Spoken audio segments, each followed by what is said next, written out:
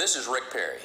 And over the past 10 years, Texas employers have created 1.2 million new jobs. After listening to this show, maybe we could have done without 4 of them. Ladies and gentlemen, it's this week's Texas Tribune Tribcast. What was interesting, there wasn't really an ideological difference between the two candidates, or at least not one that they could explain. So in one of the debates, we asked them what would be the difference between Senator Cruz and Senator Dewhurst, and they didn't really have an answer. There was kind of an answer, and it's a great line. It's just they didn't intend it to be funny. One of them wants a fence on the whole border, and one of them just wants part of it to be fenced. And that's all they could come up with. What they did come up with was a massive difference in style. Cruz was much more energetic. Cruz looked like he was enjoying the fight and there to talk to people. Dewhurst looked like the whole thing was a distasteful exercise that he didn't want to play in.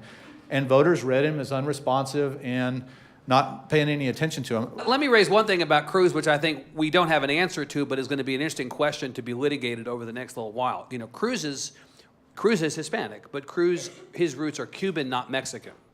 And I think an interesting conversation will be, is there a difference from a values standpoint and then from a political standpoint in Cuban Hispanics as opposed to Mexican Hispanics? Because people, I think, mistakenly lump all Hispanics together monolithically, but we've known for years that the Cubans in Miami and the Mexicans in Texas and the Puerto Ricans in New York don't necessarily see the world the same way, just because they all happen to be, quote, Latino.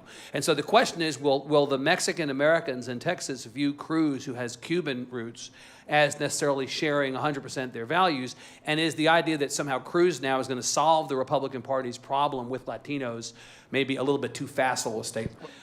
I think that regardless of whether Obama or Romney wins the election, the House of Representatives is going to remain Republican, and the Senate is going to be essentially 50-50, one vote on either side. You're going to have a divided Congress.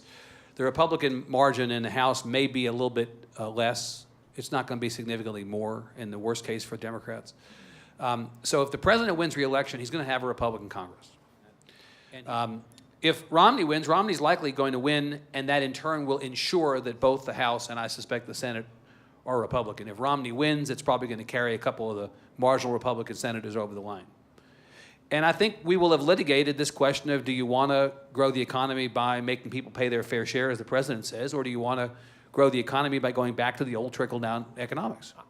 I think that both campaigns would have to stop spinning and lying to the people and actually put out policy initiatives. I mean, you've got on the Republican side Mitt Romney making hay out of a statement that he's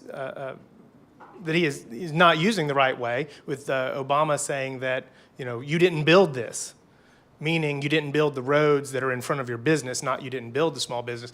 And that at the moment is the big selling point. On the Democratic side, you have Senator Reid saying that he's positive Mitt Romney is hiding money, on Mars, and that's why the Curiosity is up there. Actually, he's looking for it.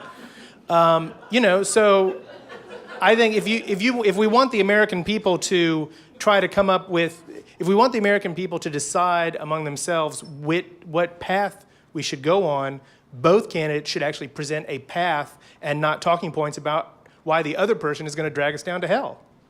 Evan, do you have any thoughts on why we are asking for tax returns? Well, we're asking for tax returns because the personal financial disclosure forms filed by elected officials with the Texas Ethics Commission are woefully inadequate. We're not getting enough of a level of transparency from elected officials so that we can see whether their personal financial interests are in conflict with the business they do for us. If they wanted privacy, don't run for office. Stay in the public. You can't tell right now whether somebody's doing something in his or her own interest or whether they're doing it in the public interest, and you should be able to tell that. I think in the case of state legislators, we're not looking to mess with people's spouses. On the other hand, if I'm an elected official, if I'm a state representative, and I vote on a piece of legislation that ultimately benefits the industry or the specific business of my spouse, right, that is a germane fact that the public that votes for that elected official has a right to know, in my view. And it's transparency trumps pretty much everything else from an accountability standpoint. And if the elected officials of this state are not prepared to turn over their tax returns so that we can see whether those conflicts, potential or real, exist, I think that's a disservice in the public interest of the people. Someone said that you guys were going to talk about what would happen if Obama got reelected and what would happen if Mitt Romney got elected. You can't talk about that right now. You have not You, approached you that. cannot believe everything John Ailey says. I'm just going to say that right now. Cannot.